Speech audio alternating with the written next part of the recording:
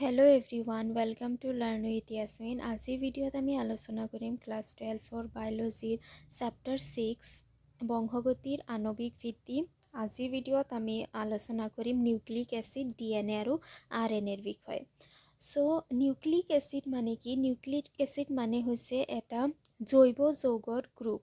বহুতকেইটা জৈৱ যৌগৰ গ্ৰুপক কি বুলি কোৱা হয়? নিউক্লিক এচিড বুলি কোৱা হয়। নিউক্লিক এচিড বেচিকেলি দুই প্ৰকাৰৰ হয়, DNA আৰু RNA। DNA কোৱা হয় ডিঅক্সি ৰিব নিউক্লিক এচিড আৰু RNA কোৱা হয় ৰিব নিউক্লিক এচিড। এই DNA আৰু RNAৰ ভিতৰত যিটো DNA আছে, DNAৰ গঠন হয় দ্বিসৰ্পিল আকাৰৰ। দ্বিসৰ্পিল মানে কি? ছাপ'জ এইটো এটা ষ্টেণ্ড হয়, এটা কিবা লাঠি হয়। ইয়াতে যদি তুমি কিবা এটা ফিতা যদি এনেকৈ পকাই দিয়া, তেতিয়াহ'লে এইটো কেনেকুৱা দেখা যাব? এনেকুৱা হয়নে? ইয়াক কোৱা হয় কি? সৰ্পিল আকাৰ। সৰ্পিল আকাৰ মানে কি? কইল্ড আকাৰ, পকোৱা আকাৰ। আৰু DNAক দ্বিসৰ্পিল বুলি কোৱা হয়, তাৰমানে ইয়াতে দুটা সৰ্পিল থাকে, দুটা ফিতা যেন পাক খাই আছে তেনেকুৱা দেখিবলৈ পোৱা যায়। দুটা ফিতা থাকে, দুটা সৰ্পিল আকাৰ থাকে কাৰণে ইয়াক DNAক দ্বিসৰ্পিল বুলি কোৱা হয়। RNA হৈছে এক সৰ্পিল আকাৰ। RNAত মাত্ৰ এটাহে সৰ্পিল এনেদৰে থাকে। চ' DNA দ্বিসৰ্পিল আৰু RNA হৈছে এক সৰ্পিল গঠন। তাৰপিছত এই DNA আৰু RNA যে আছে, DNA RNA হৈছে বহুযোজী নিউক্লিঅটাইডৰ শৃংখল। DNA আৰু RNAত বহুত নিউক্লিঅটাইড লগ লাগি এটা শৃংখল হয়, এটা চেইন হয়, হৈ পেলাই DNA RNA গঠিত হয়। যিমানে নিউক্লিঅটাইডৰ সংখ্যা যিমানে বেছি থাকে নিউক্লিক এচিডত, DNA RNAত যিমানে নিউক্লিঅটাইডৰ সংখ্যা বেছি থাকে, সিমানে DNA আৰু RNAৰ আকাৰ ডাঙৰ হয়। তাৰমানে নিউক্লিক এচিডৰ চাইজ ডিপেণ্ড কৰে তাতে কিমান নিউক্লিক এচিড, তাতে কিমান নিউক্লিঅটাইড আছে। যিমানে নিউক্লিঅটাইডৰ সংখ্যা বাঢ়ি যায়, এনেদৰে নিউক্লিঅটাইডৰ সংখ্যা বাঢ়ি বাঢ়ি যাব আৰু DNA RNAৰ আকাৰো বাঢ়ি বাঢ়ি গৈ থাকে। ইয়াতে চোৱা কি লিখিছে, DNA কি হয়? DNA হ'ল ডিঅক্সি ৰিব নিউক্লিঅটাইডৰ দীঘল বহুযোজী। তাৰমানে ইয়াতে বহুত নিউক্লিঅটাইড একেলগে লগ লাগি থাকে। নিউক্লিঅটাইডৰ সংখ্যাৰ দ্বাৰা নাইবা জোৰ কাৰক হিচাপে এজৰ নিউক্লিঅটাইড চিহ্নিত আৰু DNAৰ দৈৰ্ঘ্যৰ সংজ্ঞা দিয়া হয়। ইও এটা জীৱৰ বৈশিষ্ট্য। চ' এজৰ উদাহৰণস্বৰূপে এইটো θ174 এটা বেক্টেৰিঅফাজৰ ভাইৰাছ, য'ত 5386 নিউক্লিঅটাইড থাকে। তাৰমানে প্ৰাণীভেদে নিউক্লিঅটাইডৰ সংখ্যা বেলেগ বেলেগ থাকে আৰু যিমানে নিউক্লিঅটাইডৰ সংখ্যা বাঢ়ি যায়, সিমানে DNAৰ আকাৰ বাঢ়ি বাঢ়ি গৈ থাকে। যেনেকুৱা ইয়াতে উদাহৰণ দিছে বেক্টেৰিঅফাজৰ। বেক্টেৰিঅফাজত নিউক্লিঅটাইড থাকে 5386। লেমডা বেক্টেৰিঅফাজত থাকে 48502 জোৰ ক্ষাৰক থাকে। আকৌ বেলেগ এটা বেক্টেৰিঅফাজ যাৰ নাম হৈছে লেমডা বেক্টেৰিঅফাজ, ইয়াতে নিউক্লিঅটাইডৰ সংখ্যা থাকে 48502। ইমানকেইটা নিউক্লিঅটাইড থাকে।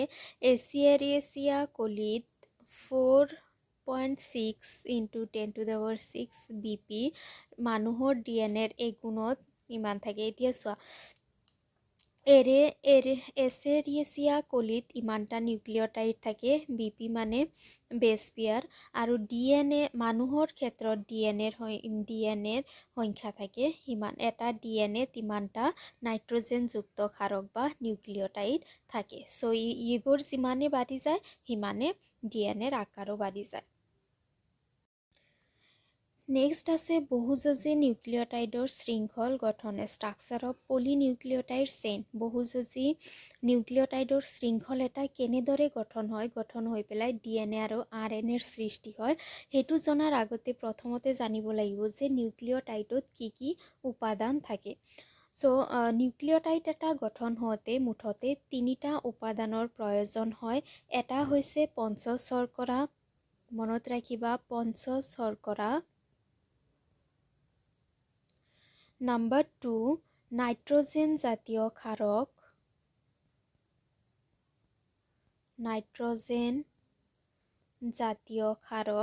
আৰু নাম্বাৰ 3 হৈছে ফছফেট গ্ৰুপ। Phosphate group. এই তিনিটা উপাদানেৰে এটা নিউক্লিঅটাইড শৃংখল গঠিত হয়। এতিয়া আমি চাওঁ এই তিনিটা যদি একেলগে লগ লাগি থাকে, এটা নিউক্লিঅটাইড যদি গঠন হয় তিনিওটা উপাদানেৰে, তেতিয়াহ'লে ই দেখিবলৈ কেনেকুৱা হয়। 1 সেকেন্ড। চাবা গঠন কেনেকুৱা হয়। P+1O O minus O minus H2C5 dash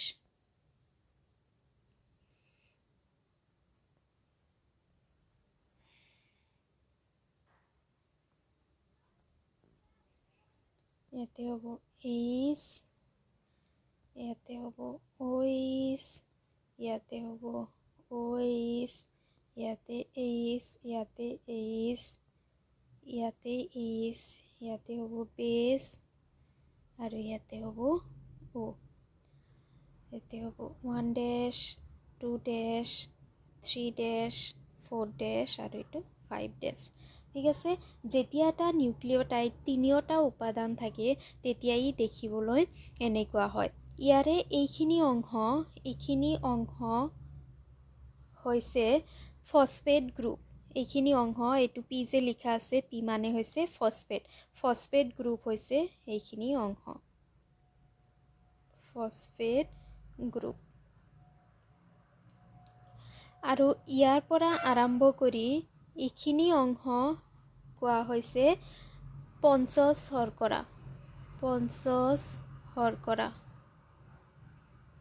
পঞ্চশৰ্কৰা কিয় কোৱা হৈছে? তাৰমানে ইয়াতে 5টা চুগাৰ আছে। এইটো চোৱা 1 2 3 4 5 5টা চুগাৰ আছে, এইকাৰণে ইয়াক পঞ্চশৰ্কৰা বুলি কোৱা হয়।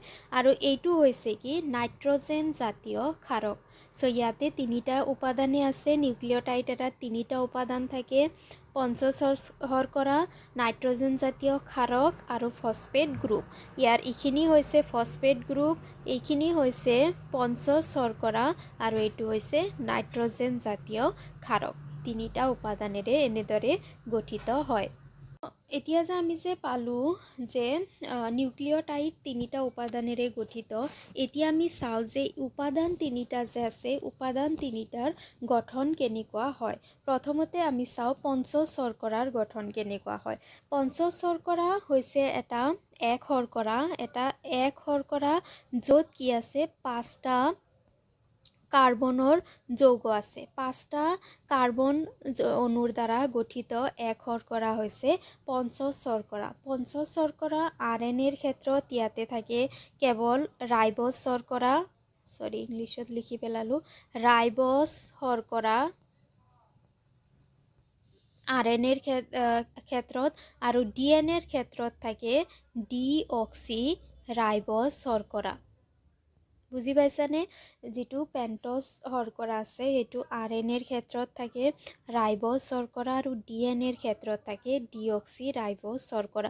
আৰু এইটোৱে হৈছে DNA আৰু RNAৰ ক্ষেত্ৰত এটা মুখ্য গাঠনিক পাৰ্থক্য। এতিয়া চোৱা ৰাইবছ শৰ্কৰা আৰু ডিঅক্সি ৰাইবছ শৰ্কৰাৰ গঠন কেনেকুৱা ধৰণৰ হয়।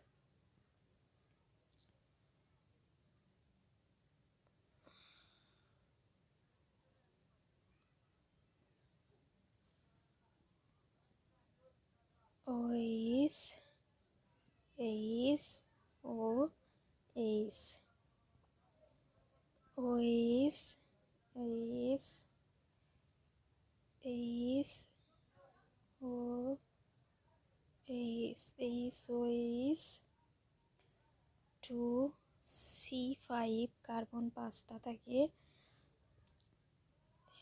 O 1 dash 2 dash 3 dash 4 dash 5 dash, এইটো হৈছে ৰাইবছ।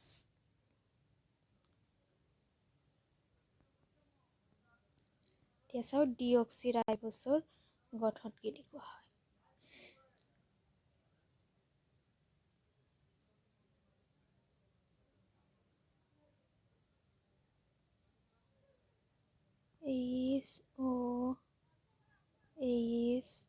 C 5 H H O H H H H O H O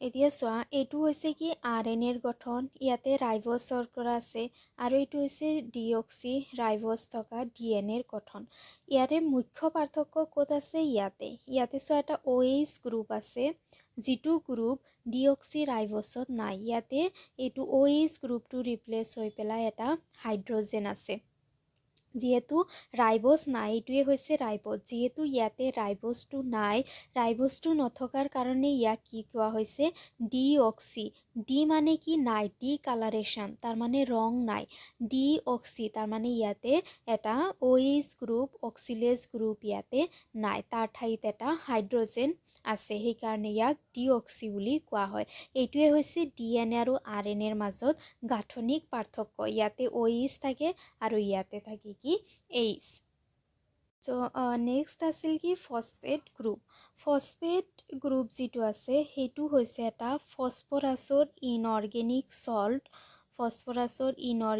salt হৈছে ফসফেট গ্ৰুপ আৰু এই ফসফেট গ্ৰুপ যিটো আছে হেতু DNA আৰু RNA ৰ বেকবোন গঠন কৰে মুখ্য যিটো বস্তু যাৰ ওপৰত ভিত্তি কৰি DNA আৰু RNA গঠন হয় হেতু হৈছে কি ফসফেট গ্ৰুপ এইটো যে DNA RNA যে এনেকুৱা যে হৰপিলবোৰ যে থাকে এইটো হৈছে এটা ফসফেট গ্ৰুপ যাৰ ওপৰত ডিপেন্ড কৰি DNA টো গঠিত হয়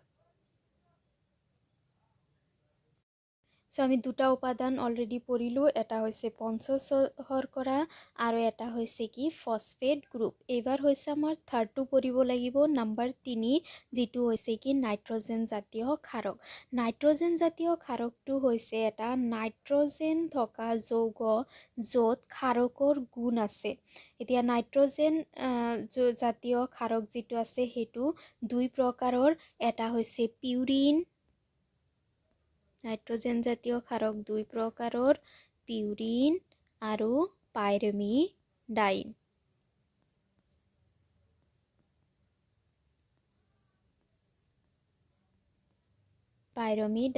প্ৰথমতে আমি চাও পিউৰিনটো কি হয় পিউৰিনটো হৈছে এটা হেটাৰ'চাইক্লিক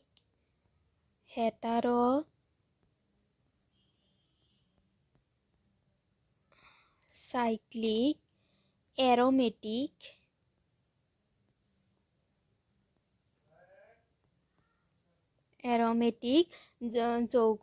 জৈৱ যৌগ সো পিউৰিন যেটো আছে হেতু হৈছে এটা হেটাৰ'চাইক্লিক হেটাৰ' মানে হৈছে ডিফাৰেন্ট তাৰ মানে এটাতকৈ বেছি ইয়াতে যৌগ আছে হেটাৰৰ মানে হৈছে কি ডিফাৰেন্ট মানে বহুতো যৌগৰ দ্বাৰা গঠিত হয় সাইক্লিক মানে কি এটা চক্ৰ যৰ পৰা স্টাৰ্ট হয় তাতে আহি আকৌ শেষ হয় তাক কি কোৱা হয় সাইক্লিক বুলি কোৱা হয় চক্ৰীয় বুলি কোৱা হয় আৰু এৰমেটিকৰ মানে হৈছে কি এইবোৰ যে গঠনবোৰ যে থাকে গঠনবোৰ কেনেকুৱা থাকে এনেকুৱা থাকে হয়নে এই যিবোৰ গঠন আছে গঠনবোৰত কি আছে কৰবাত ডাবল বন আছে কৰবাত সিঙ্গেল বন আছে আৰু এটো অল্টাৰনেট কি আছে এবাৰ যদি ডাবল বন আছে এবাৰ সিঙ্গেল বন আছে এবাৰ ডাবল বন আছে এবাৰ সিঙ্গেল বন আছে যদি বনবোৰ অল্টাৰনেট হয় এবাৰ ডাবল বন এবাৰ যদি সিঙ্গেল বন হয় এনেকুৱা যদি অল্টাৰনেট বন হয় তেতিয়া হলে তাক এৰমেটিক যৌগ বুলি কোৱা হয় সো আমাৰ যেটো পিউৰিন আছে নাইট্ৰজেন যুক্ত ক্ষাৰক পিউৰিনটো এটা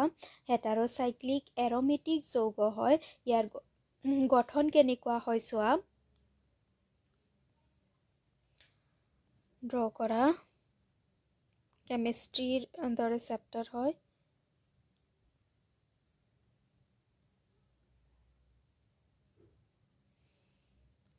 NH2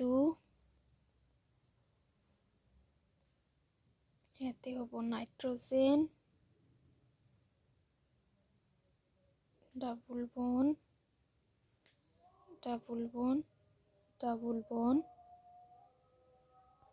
ইয়াতে হ'ব N ইয়াতে হ'ব N ইয়াতে হ'ব H এটো হ'ব এনেকুৱা সো এইটো এটা হৈছে পিউৰিন। এইটো চোৱা, পিউৰিনত কি থাকে, 9টা মেম্বাৰ থাকে, 9টা মেম্বাৰ থকা ৰিং। তাৰমানে ইয়াতে কি আছে, নাইট্ৰজেন আছে। তাৰপিছত এইবোৰ ঠাইত কাৰ্বনবোৰ সাধাৰণতে উল্লেখ নকৰে, কিন্তু কাৰ্বনবোৰ এই জইনবোৰত থাকে। সো ইয়াতে কাৰ্বন আছে, তাৰপিছত হাইড্ৰজেন আছে। সো ইয়াতে কেইবাটাও হেটেৰ'চাইক্লিক, তাৰমানে ইয়াতে কেইবাটাও বস্তু আছে, কাৰ্বন, নাইট্ৰজেন, হাইড্ৰজেন। আৰু ইয়াতে মেম্বাৰ কেইটা আছে, 9টা, 1 2 3 4 5 6 7 8 9, এনেদৰে ইয়াতে 9টা মেম্বাৰ থকা এইটো ৰিং হয়। আৰু ৰিংটো ডাবল ৰিং হয়, 1 2, দুটা ৰিং থকা হয়। ইয়াতে নাইট্ৰজেন কেইটা থাকে, নাইট্ৰজেন টোটেল থাকে 4টা, 1 2 3 4। এইটো যিটো নাইট্ৰজেন আছে সেইটো ৰিঙৰ বাহিৰত আছে, সেইকাৰণে এইটো হিচাপ নকৰিবা। ৰিঙৰ ভিতৰত থকা নাইট্ৰজেন হিচাপ কৰিবা। ৰিঙৰ ভিতৰত আছে 4টা নাইট্ৰজেন আৰু কাৰ্বন আছে 5টা, 1 2 3 4 5, 5টা কাৰ্বন আছে। আৰু ইয়াৰ নাম হৈছে কি, এডিনিন। পিউৰিন 2 প্ৰকাৰৰ, পিউৰিন 2টা থাকে, এডিনিন আৰু গুৱানিন। এইটো হৈছে এটা এডিনিনৰ ষ্ট্ৰাকচাৰ।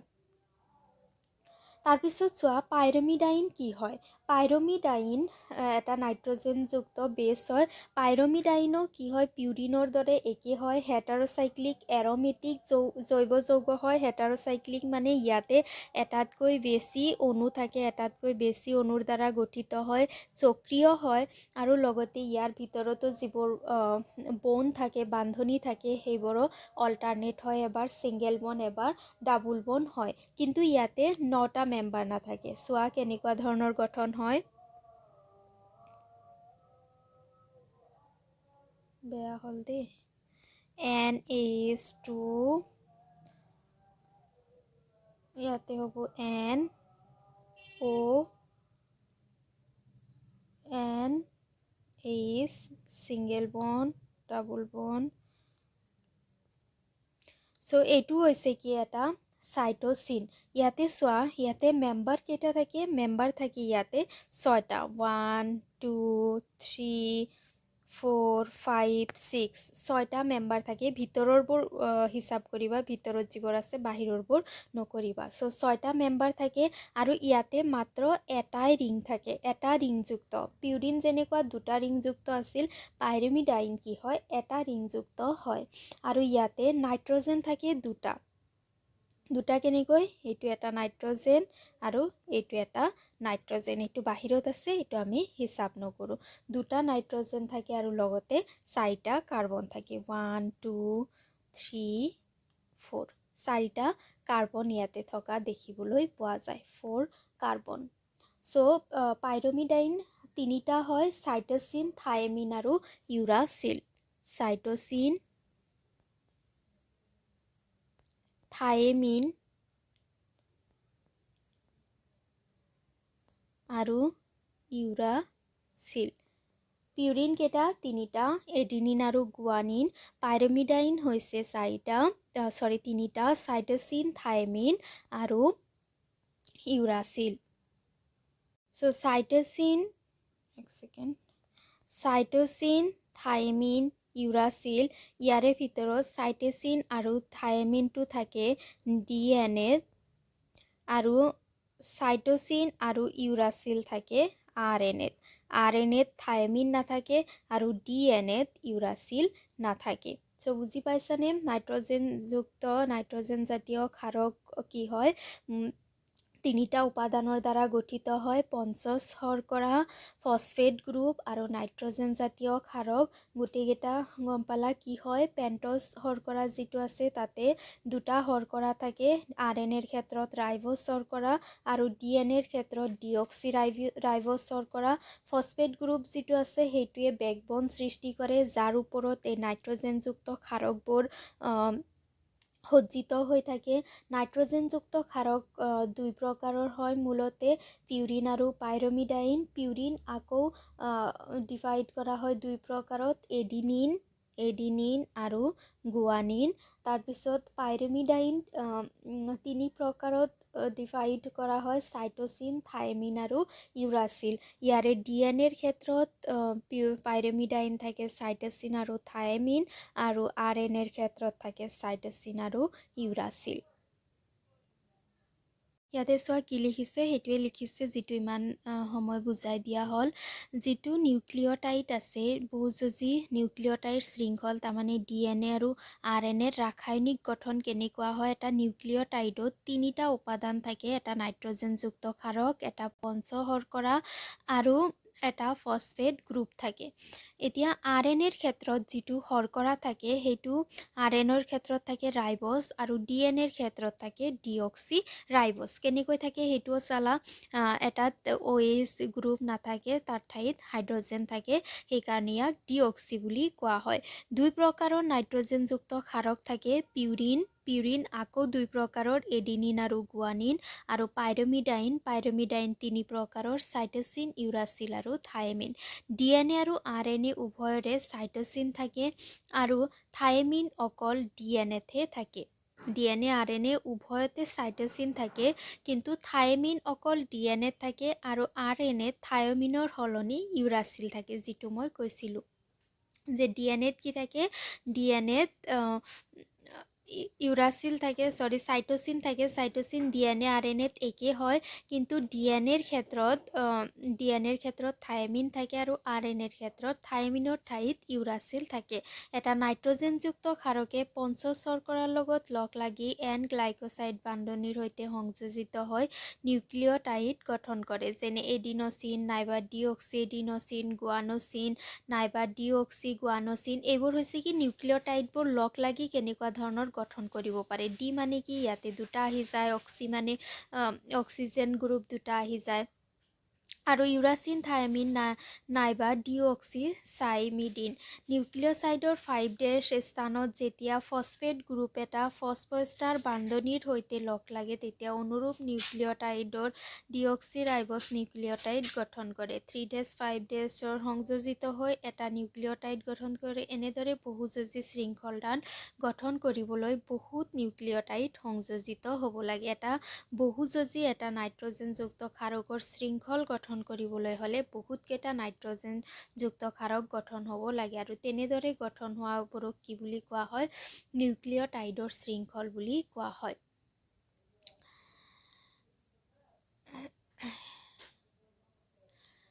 সো ইয়াতে ফসফেট গ্ৰুপ থাকে নিউক্লিঅ'টাইডৰ 5' প্ৰান্তত। ইফালে যে ফসফেট গ্ৰুপ 5' প্ৰান্ত তোমালোকে চাইছিলা, মই যে আঁকিছিলোঁ 1', 2', 3', এই 5' স্থানত কি থাকে, ফসফেট গ্ৰুপ থাকে। বহুযুজীটোৰ প্ৰান্তত OH গ্ৰুপ থাকে, যাক নিউক্লিঅ'টাইড শৃংখলৰ 3 প্ৰান্তত থাকে ইয়াৰ যুক্ত নাইট্ৰজেনযুক্ত ক্ষাৰক। চ' আমি যে কৈছিলোঁ যে মেৰুদণ্ড বেকবন গঠন কৰে, যিবোৰ শৰ্কৰা থাকে, নাইট্ৰজেনযুক্ত গ্ৰুপ থাকে, সেইবোৰে বেকবন গঠন কৰে। এনেকুৱা ধৰণৰ যিবোৰ গঠন আছে সৰ্পিল আকাৰ, এইবোৰ গঠন কৰে। আৰু যিবোৰ নাইট্ৰজেনযুক্ত ক্ষাৰক আছে, এডিনিন, গুৱানিন, চাইটোচিন, থাইমিন, এইবোৰ এই যিটো বেকবন থাকে, যিটো সৰ্পিল আকাৰ থাকে, তাৰ ওপৰত এনেদৰে সজ্জিত হয়। চ' আজি ভিডিঅ'ত ইমানখিনিয়ে। ভিডিঅ' কেনেকুৱা পালা জনাবা, ভাল লাগিলে লাইক কৰিবা, বন্ধু বান্ধৱৰ সৈতে শ্বেয়াৰ কৰিবা আৰু চেনেল ছাবস্ক্ৰাইব কৰিবা। Thank U.